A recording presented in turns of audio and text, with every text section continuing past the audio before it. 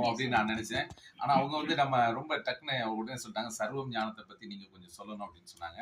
சர்வம் ஞானம் என்கிற போது எல்லா பிரபஞ்சம் முழுவதுமே ஞானத்தால் நிரப்பப்பட்டிருக்கு. அப்படிப்பட்ட சர்வம் ஞானத்தை நம்ம அழகர்கோயில் மலை அடிவாரம் கிழக்கு பகுதியில் ஸ்ரீ சதீஷ் குருஜி அவர்கள் அவங்களுடைய இல்லத்தரசி, அவர் திருமணம் செய்திருக்கிறார். அவருடைய இல்லத்தரசி நம்முடைய சண்முகப்பிரியா நாச்சியார் அவர்கள் இந்த புத்தகத்தினுடைய ஆசிரியராக இருக்கிறாங்க. 2 பேருமே மருத்துவராக இருக்கிறாங்க, இயற்கை மருத்துவராக இருக்கிறாங்க.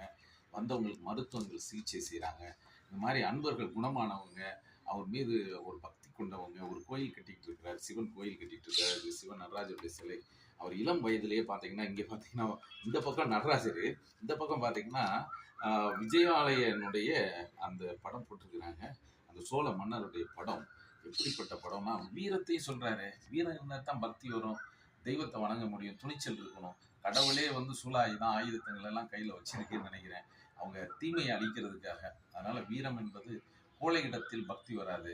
கோழை வந்து ஆன்மீகத்தெல்லாம் கடைபிடிக்க முடியாது. வீரர்கள் குருமார்கள் இருப்பாங்க.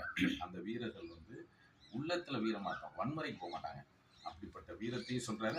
ஒரு பக்கம் முன்பக்கத்துல தெய்வீகத்தை சொல்றாரு, இன்னொரு பக்கம் நாட்டினுடைய மன்னன் வந்து இந்த மன்னன் வெற்றிக்கு பிறகு ஒரு சிவன் ஆலயத்தை கட்டினாராம். அங்கேயுமே தெய்வீகத்தை பொந்து முடிக்கிறார். ஆன்மீகம் தான் நீ சரி பண்ண. நம்ம கலாபாரதி பேசுறவ சொன்னாங்க, ஆன்மீகம் தான் வேணும்னு.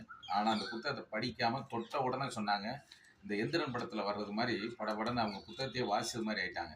உள்ள சாமிஜி அதான் சொல்லியிருக்காரு, எல்லோ செஞ்சிருந்தாலும் ஆன்மீகத்தினுடைய நிறைவாகத்தான் இந்த நாட்டை நீ சரி செய்ய முடியும்னு சொல்லி முடிக்கிறாரு. நம்ம கவிஞர் அவங்க ராஜபிரபா பேசுகிற போது கூட இந்த புத்தகத்தினுடைய முயற்சிகளுக்கு நிறைந்த வாழ்த்துக்கள் சரியாக எடுத்திருக்கிறாங்க.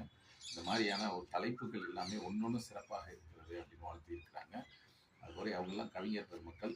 அது மாதிரி ஐயா தேவதாஸ் காந்தி ஐயா சொல்கிற போதுமே ரொம்ப நிறைவாக அவங்களுக்கே உரிய வழக்கமான வார்த்தைகளை எடுத்து சொல்லி இன்னும் நிறையா நம்ம வந்து இந்த புத்தகத்தை வாசிப்போம்னு சொல்லியிருக்கிறாங்க.